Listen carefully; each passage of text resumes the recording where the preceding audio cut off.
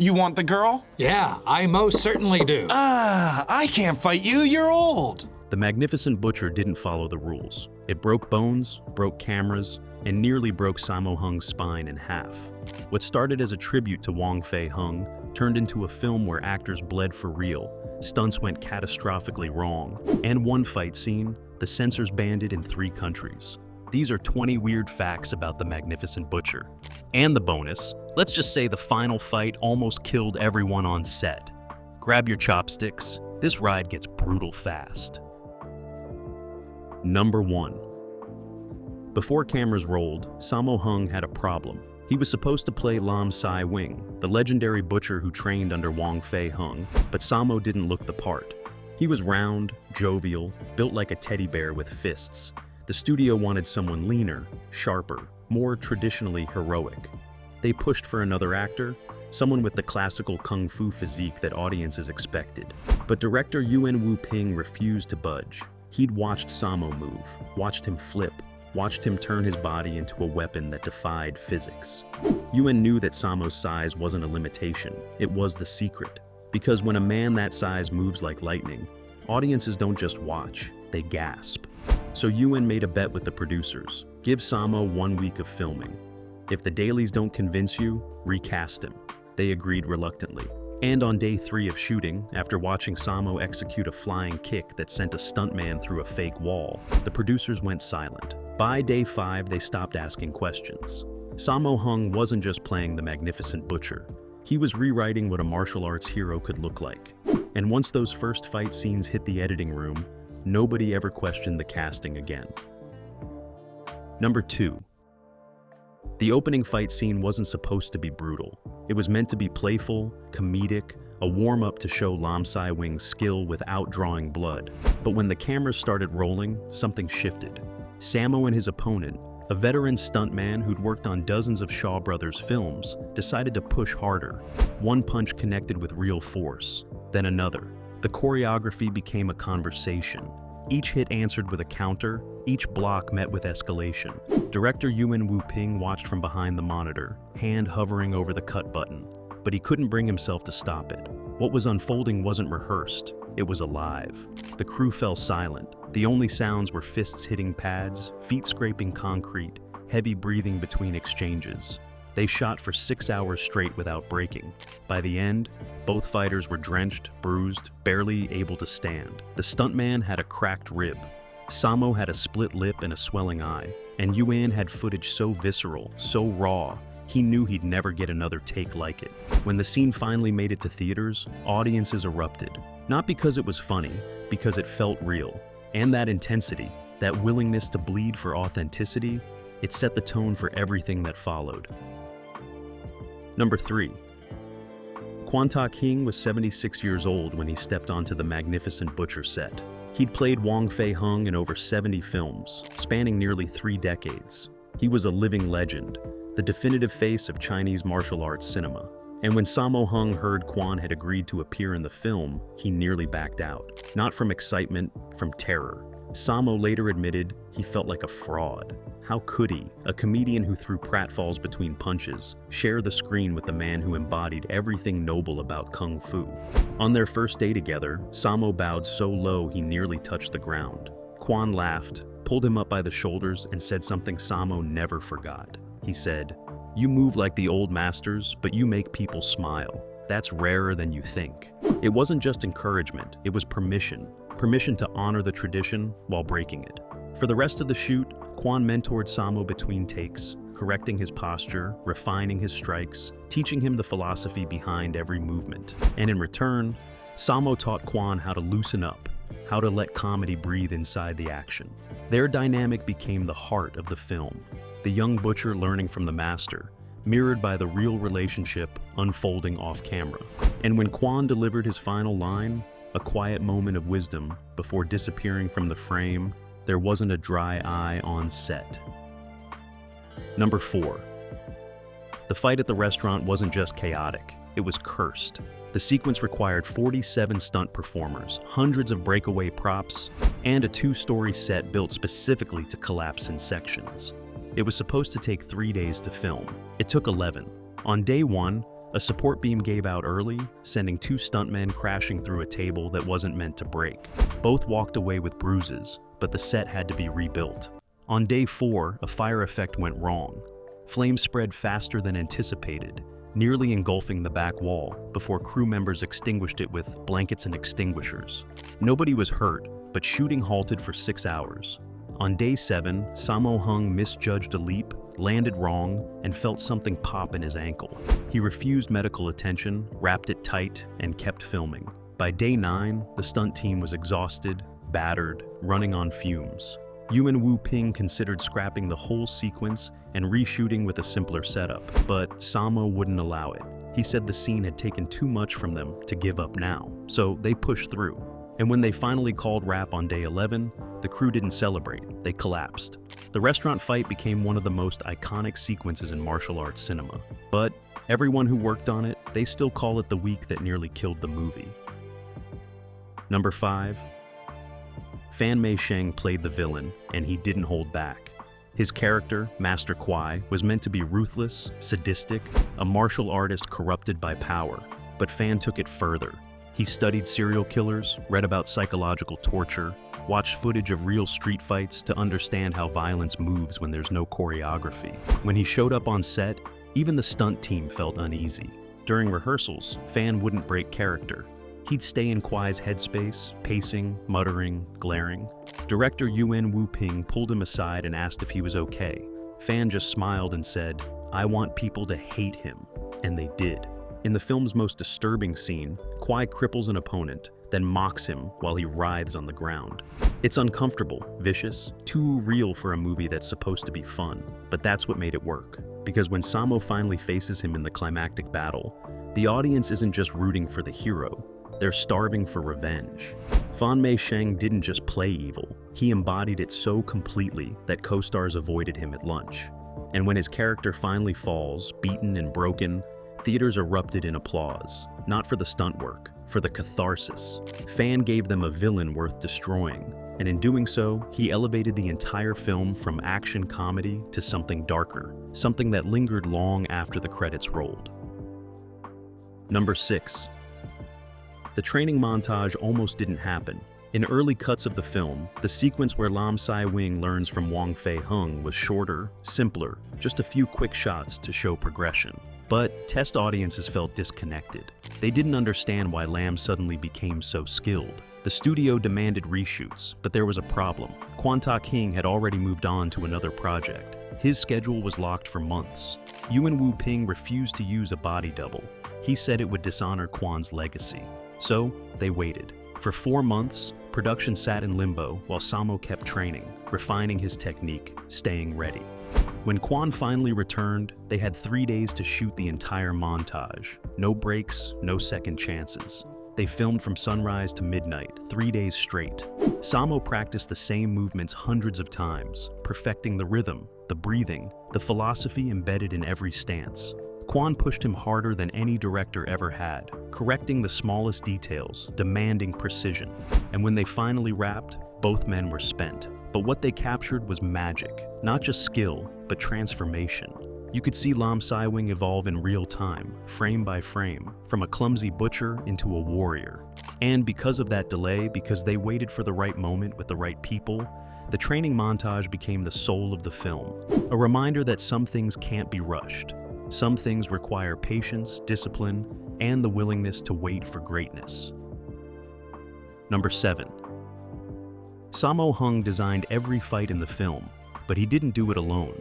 He worked with Yuen Woo-ping's brothers, Yuen Chung-yan and Yuen Ya-chor, both legendary martial arts choreographers in their own right. Together, they had spent hours in the studio, testing combinations, rejecting ideas, building sequences from the ground up.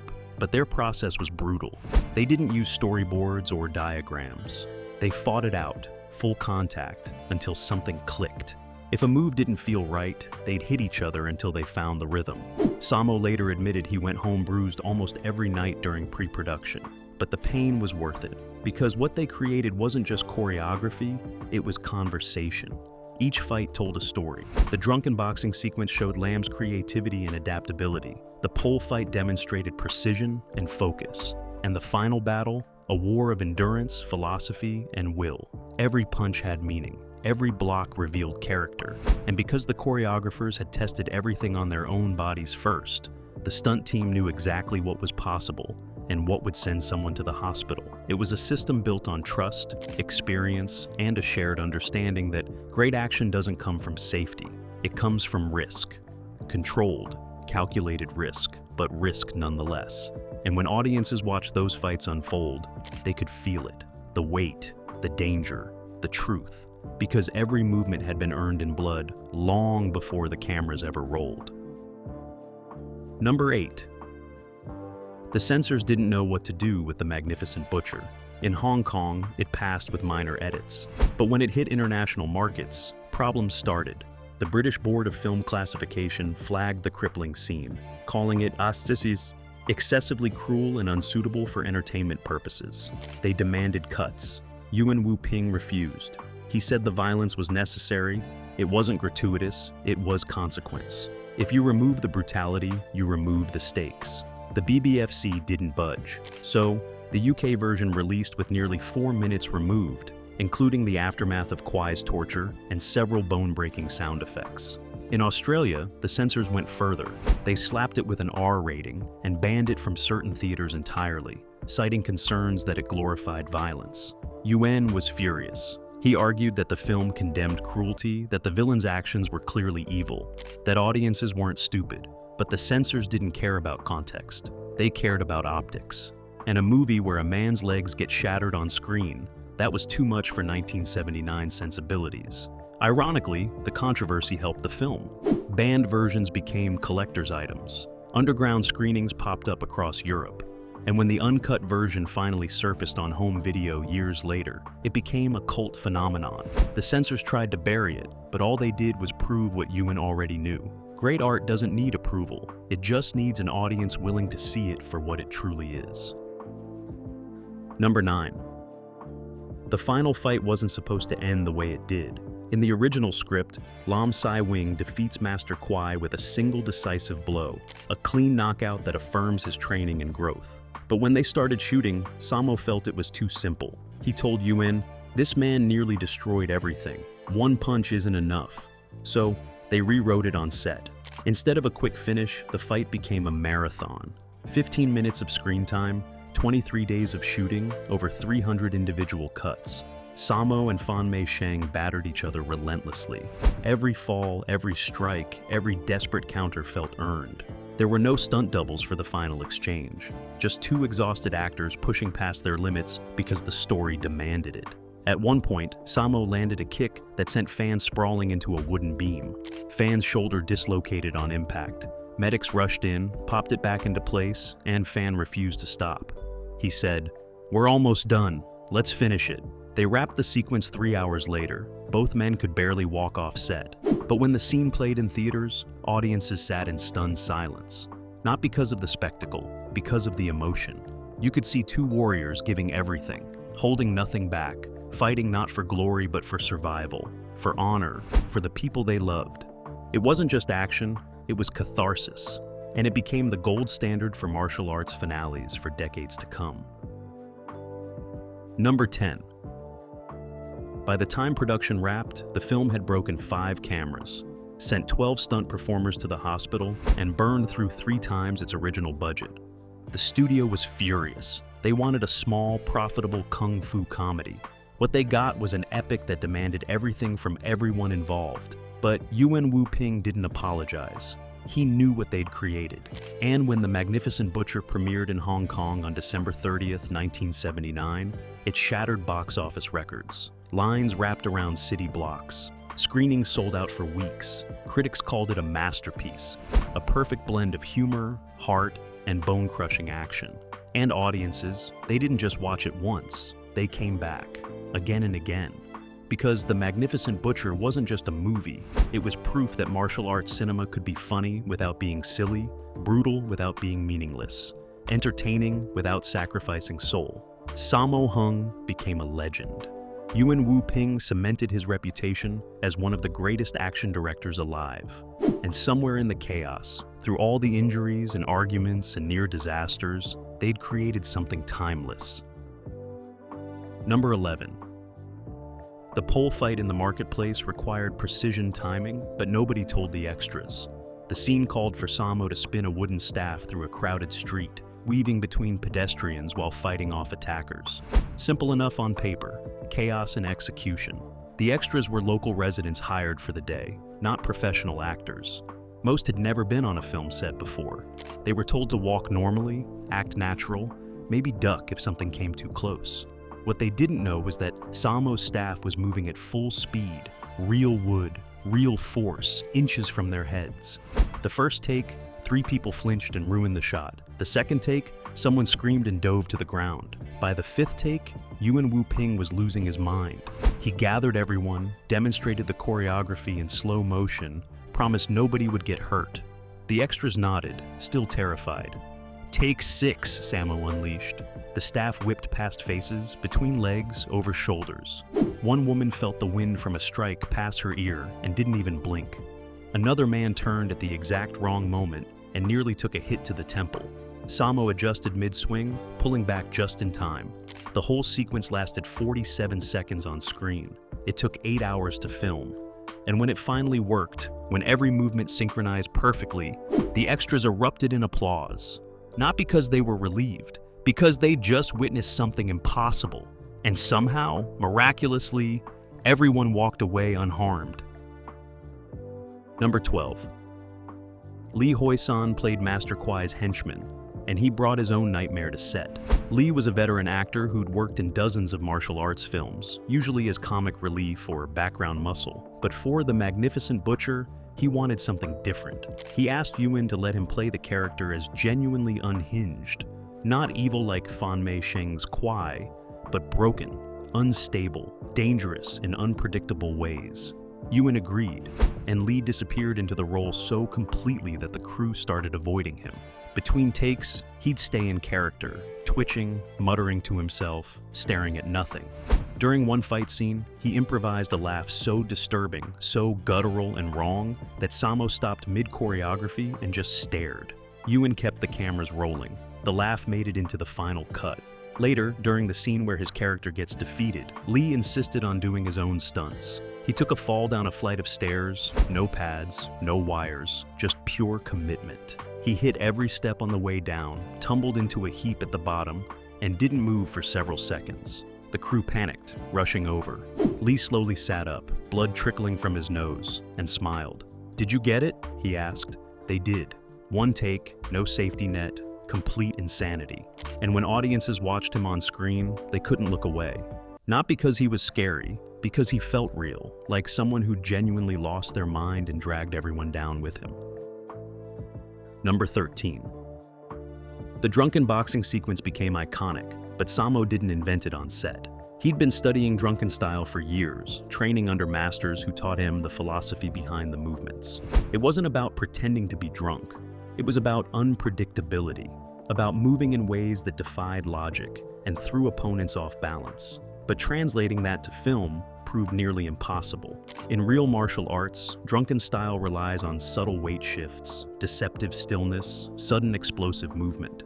On camera, it just looks sloppy. Samo tried dozens of variations, tweaking the choreography, adjusting the rhythm. Nothing felt right. Frustrated, he went to a bar after shooting one night, had a few drinks, and started moving through the forms. Not performing, just exploring. And something clicked. He realized he'd been overthinking it. The style worked when it felt natural, when it breathed, when it didn't announce itself. The next day, he came to set with a completely different approach. He told the camera operators, "Don't follow me, let me move through the frame." He told the stunt team, "React honestly. If you don't know what I'm doing, good." And he let the choreography become a conversation, improvising within the structure, finding moments that couldn't be planned. The result was magic. A fight that felt alive, dangerous, funny, and technically brilliant all at once. Critics later called it the definitive drunken boxing scene in cinema. But for Samo, it was just the night he stopped trying to control chaos and started dancing with it instead. Number 14. The tea house set was cursed, or at least everyone believed it was. Strange things kept happening. Lights would flicker without explanation. Props would move between takes when nobody was near them. One crew member claimed he saw a shadow figure in the corner during night shoots, though nobody else could confirm it. The superstitious members of the team wanted to shut down production, perform a cleansing ceremony, maybe abandon the location entirely. But Yuen Wu-ping didn't believe in ghosts. He believed in focus. Still, even he couldn't explain what happened on the 7th day of shooting. They were setting up for a dramatic confrontation scene. Samo stood in position, waiting for his cue.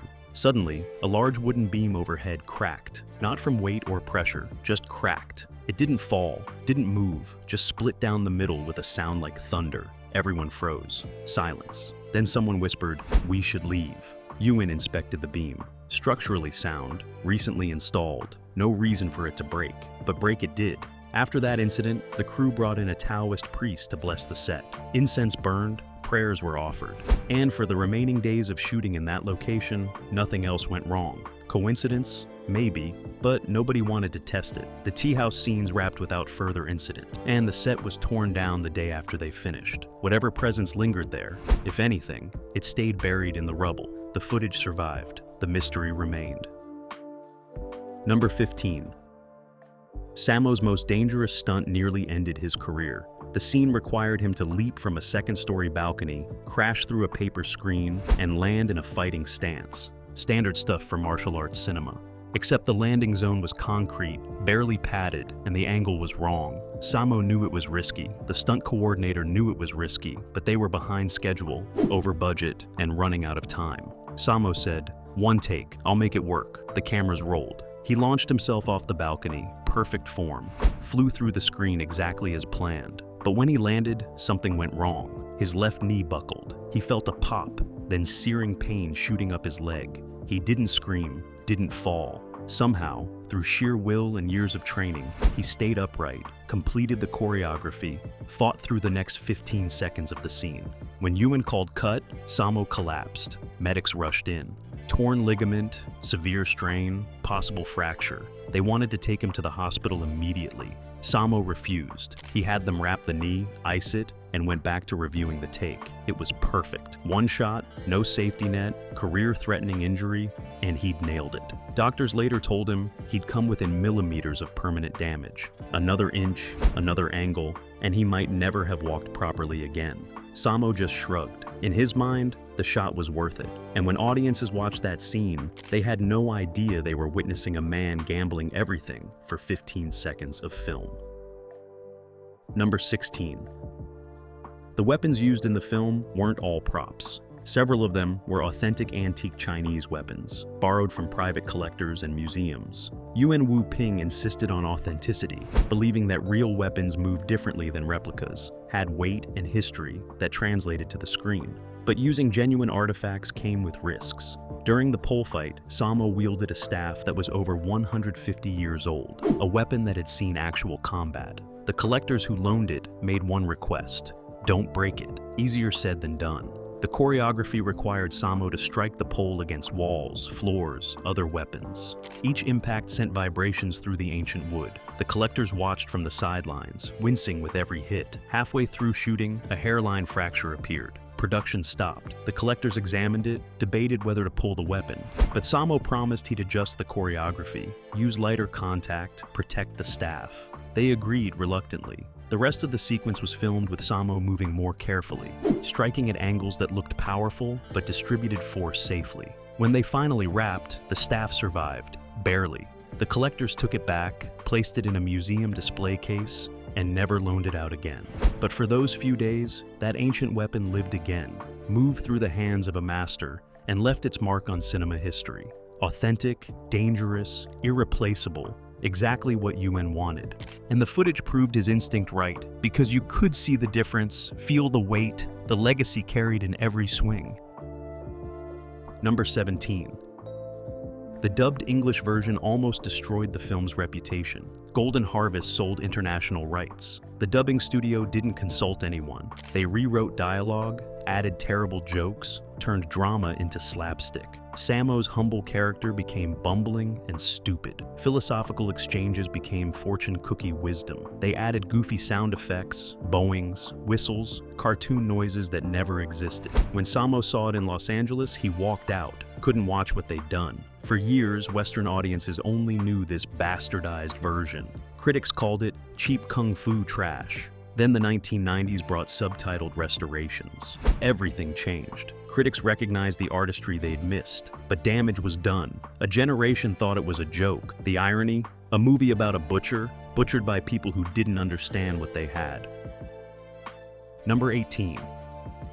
The film's score was composed in just 3 weeks. Composer Frankie Chan received the assignment with almost no time to prepare. He watched rough cuts, took notes, and worked 18-hour days to meet the deadline. But instead of treating it like a rush job, Chan saw an opportunity. He blended traditional Chinese instruments with Western orchestration, creating a sound that felt both ancient and modern. For the training sequences, he used erhu and dizi flutes, giving the music a meditative quality. For the fight scenes, he brought in taiko drums and aggressive string sections. And for the emotional moments, simple piano melodies that cut through the noise. The speed of composition forced him to trust his instincts, go with first ideas, capture raw emotion without overthinking. And it worked. The score became one of the most memorable elements of the film, elevating scenes that could have been merely good into something transcendent. Years later, Frankie Chan admitted the deadline terrified him, but also liberated him.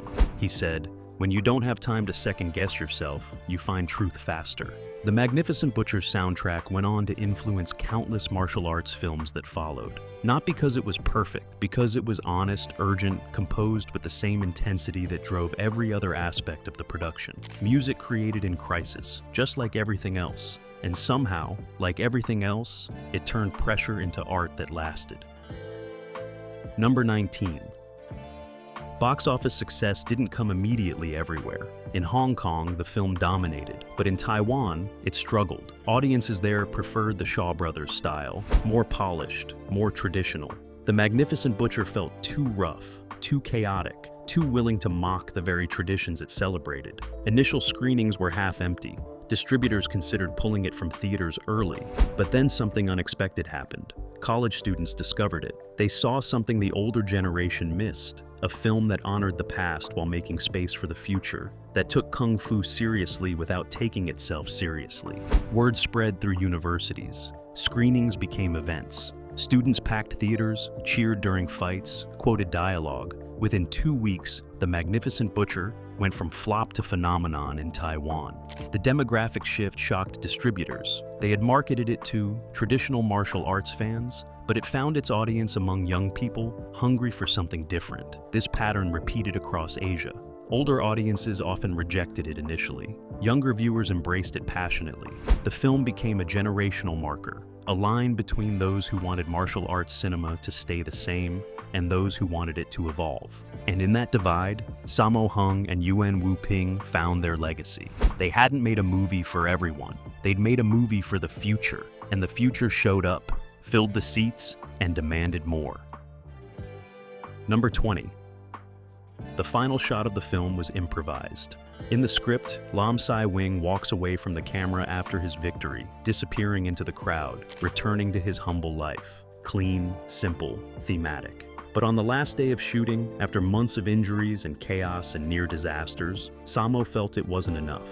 He asked Yuen for one more take, one small change. Instead of walking away serious and stoic, what if Lam stumbled slightly, caught himself, then grinned at the camera before disappearing? A reminder that despite everything, despite the violence and loss, he was still the same clumsy butcher at heart. Yuen loved it. They shot it once. Samo executed it perfectly. That little stumble, that knowing smile, that acknowledgement of everything the audience had been through with him. When the crew saw it on playback, several people teared up. It was the perfect ending. Not triumphant, not tragic, just human. A man who'd been tested, who'd suffered, who'd grown, but who hadn't lost himself in the process. That smile became iconic. It's the image on posters, in retrospectives, the moment everyone remembers. And it almost didn't exist. Just like so many other elements of this film, it came from instinct, from exhaustion, from people willing to trust their gut in the final hour. The Magnificent Butcher ended not with a statement, but with a wink, and somehow that was perfect. Bonus fact. After the film wrapped, the cast and crew held a banquet, a traditional celebration to mark the end of production. But this wasn't just dinner, it was a reckoning. People shared stories of injuries, close calls, moments when they thought that the movie might actually kill them. Samo stood up, raised his glass, and said something that became legendary in Hong Kong film circles. He said, "We came here to make a movie. We left having survived a war." Everyone laughed, but they knew it was true. The Magnificent Butcher hadn't just demanded their skill. It had demanded their blood, their sanity, their willingness to push past every reasonable limit. And they'd given it, because that's what great martial arts cinema requires. Not just talent, sacrifice. The willingness to bleed for something bigger than yourself. That night, bruised and battered, they celebrated not just a film, but survival. And when The Magnificent Butcher hit theaters and became a classic, everyone who worked on it carried the same quiet pride. The knowledge that they'd earned every frame through pain, perseverance, and a refusal to quit when quitting made perfect sense.